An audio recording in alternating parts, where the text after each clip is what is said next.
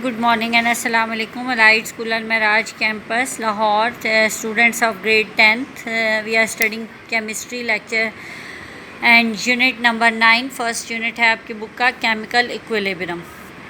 Chemical equilibrium में हम first article 9.1 study करेंगे, reversible reaction and dynamic equilibrium. Reversible reaction and dynamic equilibrium जो है आपको समझ आ रही है कि ये काफ़ी वास्ट टॉपिक है. इसमें फर्स्ट हम पॉइंट जो डिस्कस करेंगे वो रिवर्सिबल रिएक्शंस हैं. जनरल रिएक्शन, कोई भी जनरल केमिकल रिएक्शन जब हम स्टडी करते हैं, फॉर एग्जांपल हाइड्रोजन है और आयोडीन है, इसको रिएक्ट करेंगे तो हाइड्रोजन आयोडाइड बन रहा है.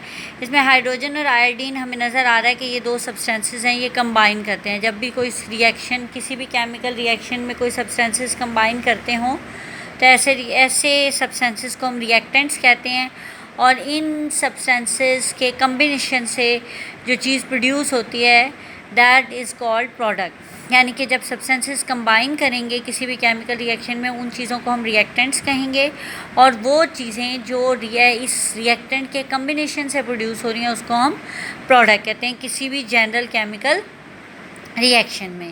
केमिकल रिएक्शंस जितने हैं उसमें टोटल अमाउंट ऑफ रिएक्टेंट जो है वो चेंज होकर टोटल अमाउंट ऑफ प्रोडक्ट बना दें तो ऐसे रिएक्शंस को हम कंप्लीट रिएक्शंस कहते हैं. यानी कि रिएक्शन में अगर रिएक्टेंट है हम उसे मिक्स करते हैं और जो चीज़ हमारे पास कंप्लीट फॉर्मेशन में बन जाए उसे हम प्रोडक्ट कहेंगे, तो ऐसे रिएक्शंस को कंप्लीट रिएक्शंस कहा जाएगा. जितने भी यूनिवर्स में क्या रिएक्शंस प्रेजेंट हैं उनकी बेसिकली 2 टाइप्स हैं केमिकल रिएक्शंस की. एक रिवर्सिबल रिएक्शंस होते हैं और एक इरिवर्सिबल रिएक्शंस होते हैं. First we are discussing irreversible reactions. ऐसे रिएक्शंस जो कि हमें नाम से ही पता चल रहा है कि ये रिवर्स नहीं हो सकेंगे. रिवर्सिबल वर्ड का मतलब है कि बार बार रिवर्स होने वाले, बार बार प्रोड्यूस होने वाले रिएक्शन. लेकिन इरिवर्सिबल वर्ड का मतलब है कि ऐसे रिएक्शंस जो कि जिनकी रेपिटेशन पॉसिबल नहीं है, यानी कि वो दोबारा से रिवर्स नहीं हो सकेंगे. एक दफ़ा हो गए हैं तो उनकी रिवर्सल पॉसिबल नहीं है. ऐसे रिएक्शंस में रिएक्टेंट कंबाइन करके प्रोडक्ट को प्रोड्यूस कर लेते हैं और जो है अगेन प्रोडक्शन नहीं होता किसी भी रिएक्टेंट का. ऐसे रिएक्शंस को हम इरिवर्सिबल रिएक्शंस कहते हैं. यानी कि इसमें ऐसी पॉसिबिलिटी है कि रिएक्टेंट तो प्रोडक्ट में चेंज हो जाता है लेकिन प्रोडक्ट जो है उसमें एबिलिटी नहीं है कि वो रिकम्बाइन होगा या डीकम्पोज होगा और दोबारा से रिएक्टेंट को फॉर्म करेगा. क्लियर? ऐसे रिएक्शन जिनको इरिवर्सिबल रिएक्शंस कहते हैं, इनकी कुछ करैक्टरिस्टिक्स हैं, इनको हम 1 बाय 1 स्टडी कर लेते हैं. करैक्टरिस्टिक्स ऑफ इरिवर्सिबल रिएक्शन में कुछ करैक्टरिस्टिक्स हम स्टडी करने लगे. ऐसे रिएक्शंस यूनिडायरेक्शनल होते हैं, यानी कि 1 डायरेक्शन होती है इनकी. यूनिडायरेक्शनल का मतलब होता है सिर्फ एक ही डायरेक्शन में मूव करेंगे. ऐसे केमिकल रिएक्शंस जो हैं वो लेफ़्ट से राइट की तरफ मूव करते हैं हमेशा और इनमें रिएक्टेंट जो है वो प्रोडक्ट में चेंज हो जाता है. ठीक है जी. ये इरिवर्सिबल रिएक्शंस जो हैं उनको हम सिंगल एरो से रिप्रेजेंट करते हैं और ये कंप्लीट रिएक्शन होता है. इसमें कोई भी ऐसी शर्त नहीं है कि इनकम्प्लीशन होगा, यानी कि रिएक्टेंट कंबाइन करेंगे तो ऑलवेज प्रोडक्ट जो प्रोड्यूस होगी उसको हम यूटिलाइज़ कर लेंगे और कोई भी रिवर्सल पॉसिबल नहीं होगा. यानी कि रिएक्टेंट कम्प्लीटली प्रोडक्ट में चेंज हो जाएगा. इरिवर्सिबल रिएक्शन में हमें किसी किस्म का इक्विलिब्रियम का फिनोमेना नज़र नहीं आता और ऐसे रिएक्शंस जो हैं वो फास्ट रिएक्शन जो है वो कंसिडर किए जाते हैं. सेकेंड टाइप केमिकल रिएक्शन की है रिवर्सिबल रिएक्शंस. रिवर्सिबल रिएक्शंस जो हैं इनमें रिएक्टेंट प्रोडक्ट में चेंज होते हैं, रिएक्टेंट कंबाइन करते हैं, प्रोडक्ट बनाते हैं और प्रोडक्ट अगेन रिकम्बाइन होकर दोबारा से रिएक्टेंट्स बना लेते हैं. तो ऐसे रिएक्शंस को क्या कहा जाता है? Reversible reactions. और ऐसे इन रिएक्शंस के नाम से ही ज़ाहिर होता है कि इनको हम रिवर्स कर सकते हैं, यानी कि रिएक्टेंट प्रोडक्ट में और प्रोडक्ट अगेन रिएक्टेंट में चेंज हो जाएंगे. क्लियर है जी. इसके बाद हमारा नेक्स्ट पॉइंट है, यानी कि ये जो रिएक्शन है ये 2 वे रिएक्शन होगा, लेफ़्ट से राइट की तरफ और राइट से अगेन लेफ़्ट की तरफ. यानी कि इसमें 2 तरह के रिएक्शंस प्रोड्यूस होते हैं, एक फॉरवर्ड रिएक्शन और दूसरा reverse reaction. Hydrogen plus iodine combine करेंगे तो हाइड्रोजन आयोडाइड बनेगा. इसको हम डबल एरो से रिप्रेजेंट करते हैं.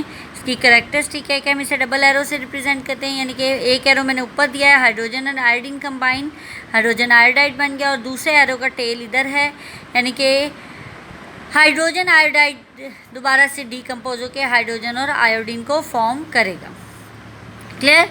इसीलिए हम ऐसे रिएक्शंस को टू वे रिएक्शंस कहते हैं। पहले लेफ़्ट से राइट की तरफ यानी कि रिएक्टेंट प्रोडक्ट बना रहे हैं, फिर राइट से लेफ़्ट की तरफ यानी कि प्रोडक्ट अगेन रिएक्टेंट फॉर्म कर रहे हैं। ऐसे रिएक्शंस जो कि रिवर्सेबल रिएक्शन है, ये कभी भी कंप्लीट नहीं होते, इनको इनकम्प्लीट रिएक्शंस कहा जाता है।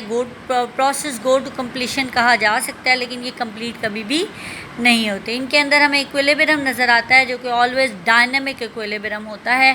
डायनेमिक इक्विलिब्रियम का ये मतलब होता है कि ऑलवेज इन मूवमेंट, यानी कि कभी रिएक्टेंट थोड़े से ज़्यादा हो रहे हैं, कभी प्रोडक्ट, ये कभी भी 50-50% पे दोनों चीज़ें नहीं होती, कभी एक 45 पे एक 55 पे है। इसी तरह ये ऑल्ट्रेशन में चलते रहते हैं, यानी कि इनकी quantities all the time change होती रहती हैं प्रोडक्ट और रिएक्टेंट की। एग्जांपल से हम स्टडी कर लेते हैं। हाइड्रोजन और आयोडीन आपकी बुक में एक एग्जांपल दी हुई है। अगर आप बुक स्टडी करें तो आपको ज़्यादा क्लियर नज़र आएगा। बुक में जी आपके पास हाइड्रोजन और आयोडीन दिखाया हुआ है कि हाइड्रोजन गैस जो है हमने एक फ्लास्क में डाल ली और आयोडीन गैस के भी हमने एक फ्लास्क में, उसी फ्लास्क में डाल लिया। आयोडीन गैस के आपको ब्लैक कलर के पर्पल कलर के बबल्स नज़र आ रहे हैं। ये हाइड्रोजन जब आयोडीन से कंबाइन करेगी तो हाइड्रोजन आयोडाइड प्रोड्यूस होगा। और ये जो पर्पल कलर की आयोडीन है, जैसे जैसे इसका कम्बिनेशन होता जाएगा, इसका ये पर्पल कलर कलरलेस हो जाएगा और इससे हमें ये चीज़ पता चल जाएगी कि हाइड्रोजन ने आयोडीन से कंबाइन करके हाइड्रोजन आयोडाइड को प्रोड्यूस कर लिया। ठीक है जी, ये इंडिकेशन होगी रिएक्टेंट को प्रोडक्ट में चेंज करने की। ऐसे रिएक्शन जिसमें रिएक्टेंट प्रोडक्ट में चेंज हो गए हैं, हम इनको फॉरवर्ड रिएक्शंस कहेंगे।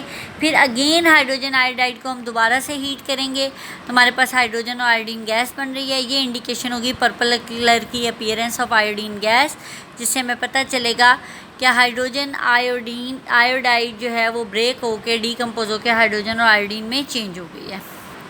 ये रिवर्स रिएक्शन है, यानी कि डीकम्पोजिशन रिएक्शन हो रहा है। इसमें हाइड्रोजन और आयोडीन जब कंबाइन करती है तो फॉरवर्ड रिएक्शन होता है, हाइड्रोजन आयोडाइड बनता है और हाइड्रोजन आयोडाइड डीकम्पोज होकर रिवर्स रिएक्शन बनती है हाइड्रोजन और आयोडीन गैस। सेकेंड एग्जाम्पल आपकी बुक में दी हुई है calcium oxide plus calcium carbonate. Calcium oxide plus carbon dioxide combine करके कैल्शियम कार्बोनेट बनाते हैं। इस रिएक्शन में दो केसेस हैं। फर्स्ट केस में आप फ्लास्क जो लेंगे वो ओपन होगी, तो क्या होगा, जब आप कैल्शियम कार्बोनेट को हीट करते हैं तो हमारे पास कैल्शियम ऑक्साइड प्रोड्यूस होती है, साथ ही कार्बन डाइऑक्साइड प्रोड्यूस होती है जो कि एस्केप आउट कर जाती है। तो ऐसे रिएक्शन में सिर्फ हमारे पास कैल्शियम कार्बोनेट की हीटिंग के बाद सिर्फ वहाँ पे कैल्शियम ऑक्साइड बचता है, कार्बन डाइऑक्साइड पहले से रिलीज़ हो गई है। लेकिन सेकंड केस में जब हमने रिवर्सेबल रिएक्शन को स्टडी करना है तो कैल्शियम कार्बोनेट को जिस फ्लास्क में हम हीट करेंगे उसका माउथ एयर टाइट कर देंगे, क्लोज कर देंगे कॉक से। अब जब हम कैल्शियम कार्बोनेट को हीट करते हैं तो कैल्शियम ऑक्साइड और कार्बन डाइऑक्साइड प्रोड्यूस होगी।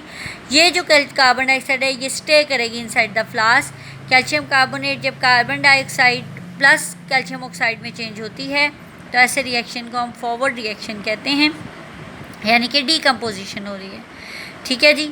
और जब कैल्शियम ऑक्साइड और कार्बन डाइऑक्साइड कंबाइन करेगी तो कैल्शियम कार्बोनेट बनेगा। ऐसे रिएक्शन को हम रिवर्स रिएक्शन कहते हैं, यानी कि कम्बिनेशन हो रहा है। और इसमें कुछ देर के बाद यहाँ पे दोनों कंपोजिशन और डीकम्पोजिशन रिएक्शन के दरमियान एक इक्विलिब्रियम डेवलप हो जाएगा, जिसको हम कहेंगे कि अब ये गैसेस इक्वल हो गई हैं। क्लियर है जी। यहाँ पे हमारा ये टॉपिक ख़त्म हो जाता है। नेक्स्ट टॉपिक हम इसके साथ ही आगे कंटिन्यू करेंगे नेक्स्ट लेक्चर में। Thank you. अल्लाह हाफ़िज़।